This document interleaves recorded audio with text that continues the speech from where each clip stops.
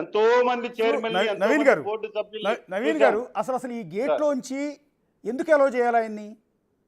బేసిక్గా ఈ sir gate board only వీవీఐపీలకు మాత్రమే కదా?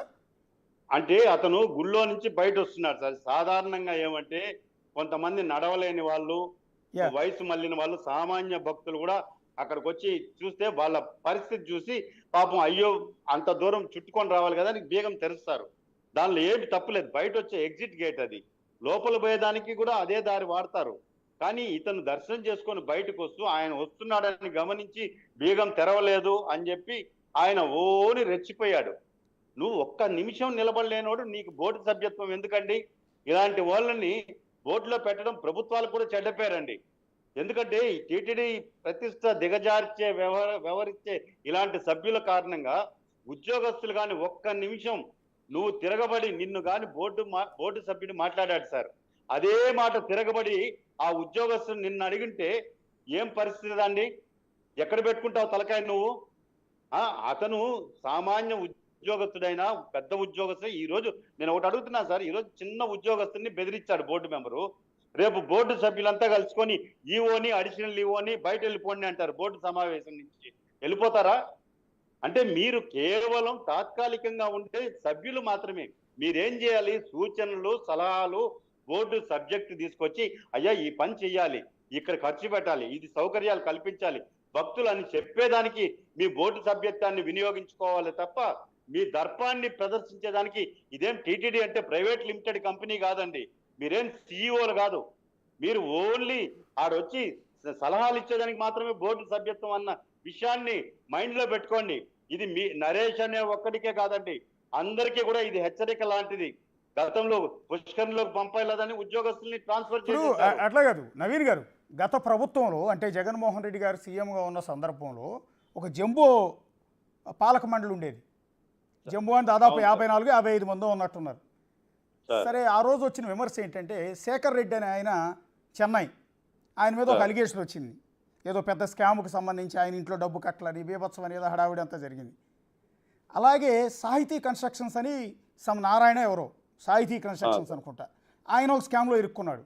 ఆయన ఇమీడియట్గా అప్పుడు తొలగించారు.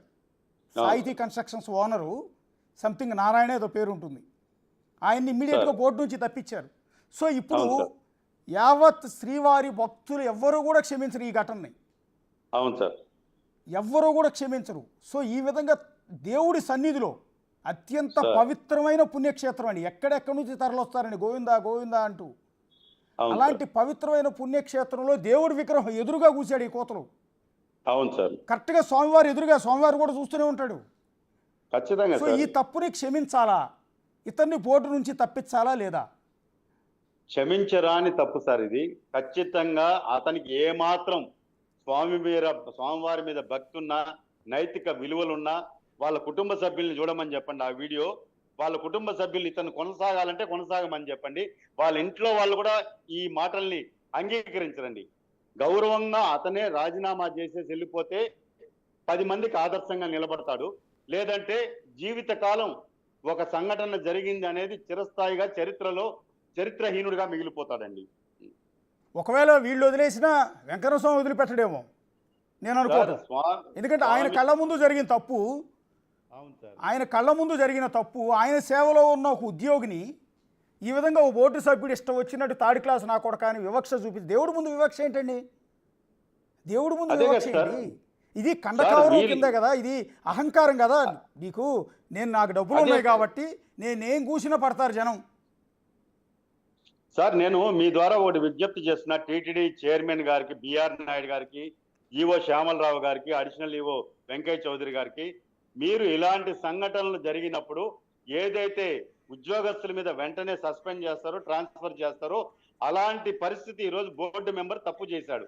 మీరు ఏం సమాధానం చెప్తారు భక్తులకి? వెంటనే ఆయన దగ్గర గౌరవంగా రాజీనామా చేయించండి, లేదా బహిరంగ క్షమాపణ అదే సన్నిధిలో అదే గేట్ కాడ నిలబడి చెంపలేసుకొని అతన్ని చేయి పట్టుకొని తప్పు అయిపోయింది, నేను ఉద్యోగస్తుల్ని పొరపాటుగా మాట్లాడాను, నాకు ప్రాయశ్చిత్తం చేసుకుంటాను అని క్షమాపణ కోరితే మీ మర్యాదగా ఉంటుంది. లేదంటే నేను ఒకటే చెప్తున్నాను సార్, టీటీడీ ఉద్యోగస్తుల, తిరుపతిలో పుట్టిన మాలాంటి స్థానికుల సహనాన్ని దయచేసి చేతగానితనంగా చూడొద్దండి. మేమే మీలాగా విచక్షణ గాని కోల్పోతే నిమిషం మీరు మీ గమ్యస్థానాలకు కూడా చేరుకోలేరు. ఆ విషయాన్ని గుర్తు పెట్టుకొని తిరుమల శ్రీవారికి టిటిడి ఉద్యోగస్తులకి గౌరవం ఇచ్చి సేవకులుగా మాత్రమే బోర్డు సభ్యులు పనిచేయాలని చెప్పి నేను హెచ్చరిస్తున్నాను సార్. ఎస్, అంటే ఈయన బీజేపీ లాబియింగ్తో వచ్చాడని చెప్తూ ఉన్నారండి. అసలు ఎవరు ఈయన నరేష్ కుమార్ అని? ఆయన బెంగళూరుకు సంబంధించి ఢిల్లీలో బీజేపీ అగ్రనేతల సిఫార్సుతో టీటీడీ బోర్డులోకి తీసుకున్నారని చెప్తున్నారు, నిజమేనా? సార్, పార్టీలతో సంబంధం లేదు. కూటమి ఈ రోజు బోర్డు నిర్ణయించింది. రాష్ట్ర ప్రభుత్వం నిర్ణయించినప్పుడు ఎవరు కూడా చంద్రబాబు నాయుడు గారు నిన్న తిరుపతిలో సార్ దేవాలయాలకు సంబంధించి ఒక పెద్ద సదస్సు జరిగింది.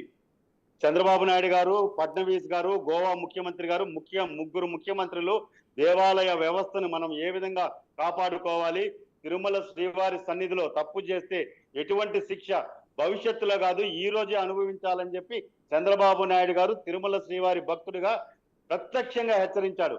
అది హెచ్చరించి 24 గంటలు కాకముందే టిటిడి బోర్డు మెంబరు ఇంత దుర్మార్గంగా వ్యవహరించారంటే ఖచ్చితంగా దీన్ని చంద్రబాబు నాయుడు గారు అంగీకరించరు. ఎందుకంటే కూటమి ప్రభుత్వంలో ఎవరు తప్పు చేసినా వెంటనే ఆయన చర్యలు తీసుకుంటారు కాబట్టి ఆయన ఖచ్చితంగా దీని మీద స్పందించి అతన్ని బోర్డు సభ్యత్వాన్ని రద్దు చేస్తారని మేమంతా కూడా ఎదురు చూస్తున్నాం. ఒక్కసారండి జనాలందరికీ ఒక్క క్లారిటీ, చూస్తున్న వ్యూయర్స్ అందరికీ కూడా, ఆ మధ్యలో నరేష్ కుమార్ అనే ఆయన్ని చూసి చాలామంది స్వామి